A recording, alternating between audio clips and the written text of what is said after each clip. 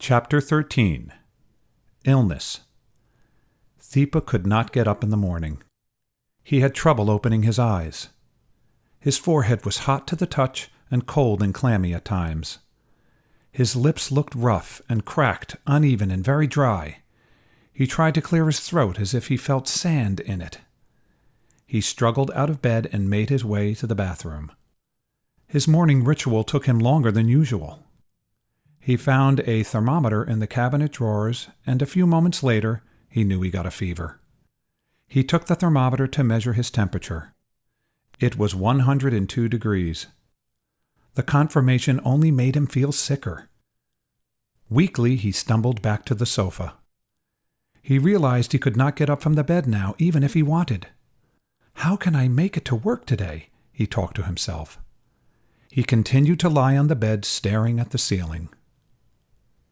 In a while, Vanessa emerged from her bedroom and made her way to the kitchen. Seeing Deepak awake, she called as she walked, "Good morning, Deepak. How are you?" She was not expecting anything from Deepak, but, "I'm fine." "I'm not feeling well, Vanessa. I have a fever," he said, touching his forehead with his palm. "Oh, no! Working and walking so long a route every day in such cold weather out there might have made you sick, Deepak. You need to take a rest," she chided, coming closer to Deepak and touching his forehead. Her hands on his forehead briefly relieved Deepak. Perhaps he thought those hands were Melissa's or his mother at home. "I have to go to work this morning, but I can't. I have to call Vikas to let him know that I'm sick, but I don't have the courage to tell him. I don't want him to be mad," he said, sounding like a child afraid of certain punishment. "Why don't I call him for you?" she asked, taking her cell phone out of her pocket. "Thank you," he said, relieved, and gave her the phone number. After a quick call, she hung up and said, "Vikas said it is all right." Her words offered a measure of comfort. "Now don't worry. Just take a rest. Everything will be fine. Did you eat something this morning?" "I have no appetite, Vanessa," he said, tossing to the other side of the sofa. "No, you should eat something, Deepak. What do you like to eat? I can cook for you." "I feel like not eating anything right now," he said. "Look, Deepak, in the U.S. there are no people to take care of you. You have to take care of yourself. If you don't eat, your health is going to be even worse. No one can afford to get sick here. I'm training to be a nurse, remember? I know the cost of health care. If you don't look after yourself, you're just going to get worse." Vanessa lectured as she made her way to the kitchen. "I understand your problems. Don't hesitate to tell me what you like. I'm like your sister." "You are more like a beloved to me," Deepak mused. Still, Deepak would not refuse her sisterly love. I guess noodles don't sound bad," Deepak offered, rubbing his tongue over his dry lips. "Okay, I'll pick up some noodles from the gas station. If Lucas asks where I went, tell him I went to buy a phone card," she said, then smiled. "Sometimes he's an asshole, you know, but I love him anyway." Deepak nodded his head, half in acknowledgement and half in approval of her evaluation of her boyfriend. As she reached for her car keys, he drew the blanket over his head and turned to face the wall. Sleep must have been near, since Vanessa returned in what seemed like a minute with noodles from the gas station and microwaved them for him. "Deepak, here you go." She handed the cup of noodles over to him. "After you finish eating, take a rest. If you need something, just let me know." "Sure, Vanessa," Deepak said. "Thank you so much." He felt his voice shake and his hands tremble as he held the warm noodles. "No problem, Deepak." Vanessa returned to the kitchen. Deepak ate the soup and noodles and slept. Eventually, Lucas surfaced from the bedroom. "What's going on?" he asked, noticing that Deepak had not gone to work. "Baby, Deepak is very sick," Vanessa spoke softly, looking toward Deepak and back again to her boyfriend. "Oh, really?" Lucas sounded indifferent and stretched toward his girlfriend. He kissed her, an early morning kiss perhaps, not giving a glance in Deepak's direction. Vanessa clung to Lucas and both of them disappeared into their bedroom. "Oh, Lord, I lost a day's wages. What could I do?" Deepak murmured, tossing and turning in his bed. The sofa was his bed. Chills racked Deepak's body, and his mind gave him no rest. Reasoning with himself, he argued that there is nothing more important than his health. "Am not I really too sick to go to work?" he questioned to himself, coughing and holding his chest as if it was hurting him while coughing. Finding it hard now to lift his head from the pillow, he reached for his ever-present friend, the laptop, and started listening to Nepali music online.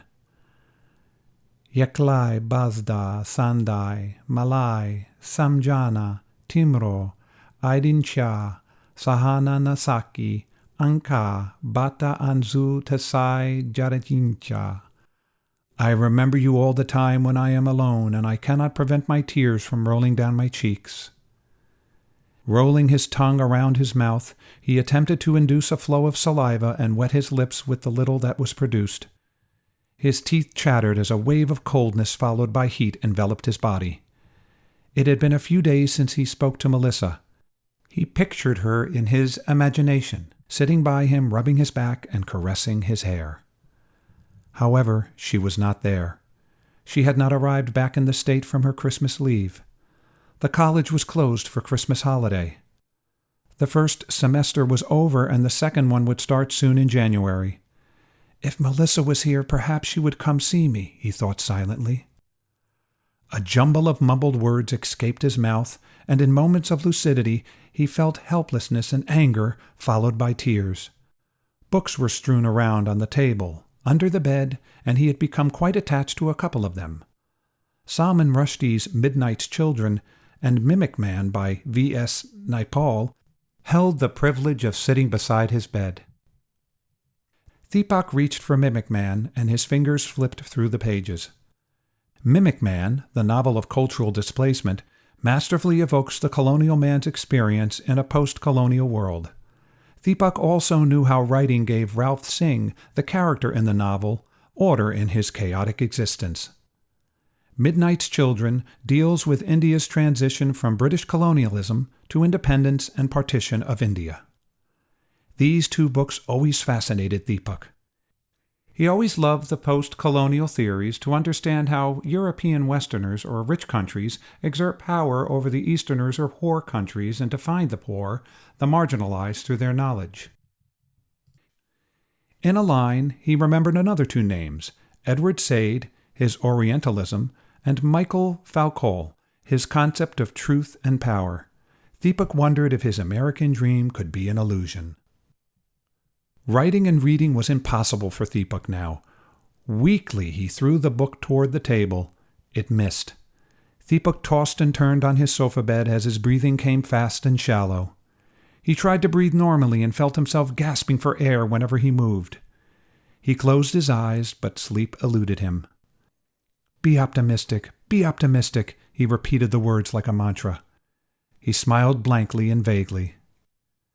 He soon remembered Melissa. He liked her eyes, her caring personality, her presence in class, and her look. He grabbed his diary and wrote about Melissa, picturing her. I had never felt the absence of you before, because I never knew who you were. You stopped by me and offered me a generous heart, so lovely, so kindly, so tenderly. You touched my heart in such a way that I started feeling the rhythm of your heart in my heart. Started overhearing the music of your musing, so calm, so soothing, so appeasing. My body and soul became yoked together in your name. You were looking for the same person I was looking for, upright, benevolent, trustworthy. You doubted what I doubted. Adultery, hypocrisy, snobbery. There you go, the same feeling, same dreams, same desire. We wanted to spread our lives together. So intimacy grew like the rushing of a mountain river, which never dries unless mountains cease to exist, or the stars, or the moon, or the sun fails to exist. When I remember you, I do not see smoke swaddling the sky, nor do I feel the harsh wind blowing outside. What I see is that birds are free, creatures are unfettered, prisoners are unchained. Day follows night silently, stealthily, playfully, for a wonderful daybreak. I wish you could be sitting next to me right now, so I could touch your hands and play with the lines on your palm, fixing the fate and future of our life. He felt hungry. He had not finished the noodles Vanessa gave to him earlier, and that was sitting on the side. It was turned too cold and sitting there for too long to eat now. He slowly walked into the kitchen, talking to himself and dumping the noodles into the sink. He opened the door of the refrigerator. The contents of it were uninteresting, and he returned to his sofa bed. The apartment was deadly quiet apart from the low hum of the refrigerator and the intermittent drone of the air conditioning. Perhaps Lucas and Vanessa had gone out. Perhaps they had exhausted each other as usual and were sleeping. Vanessa appeared over him suddenly and asked, "How is your fever, Deepak? Can I get you something?" "I think it's still bad. I'm still feeling hot and cold at the same time." His hoarse voice and the beads of perspiration that lined his forehead agreed. "You need to rest," she sounded motherly. "Do you want to eat something else?" "No, thank you." "Are you worried about your health?" "No, Vanessa." "Good. Don't worry. Worries will make you worse." "I'm okay." "If you need anything else, please tell me," Vanessa said with a smile and disappeared back in her bedroom. Deepak turned once again to face the wall and tried to sleep. However, he could not sleep, mulling over financial constraints, not being able to go to work, and thinking of another semester and its tuition fee and parents back home. He missed home even more. He realized home is deeply missed in a foreign land where one becomes sick.